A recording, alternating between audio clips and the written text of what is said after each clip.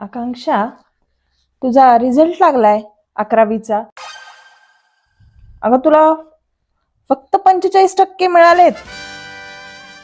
कसं काय होणार 12वीला तुझं आता? अगं आई, ऑनलाईन क्लासेस मध्ये फक्त एमसीक्यूज होतात. थेरी कशी जमणार मला? अगं 11वीला जे दिवे लावायचे ते लावून झालेले. आता 12वीचं काय करायचं? हो ना, मलाच टेन्शन आले आता. शेजारची प्रांजली, तिला कसं काय मार्क पडतात? काकू, मला चांगलेच मार्क्स पडतात कारण मी ॲनोमलस कोचिंग क्लासेस मधून शिकते.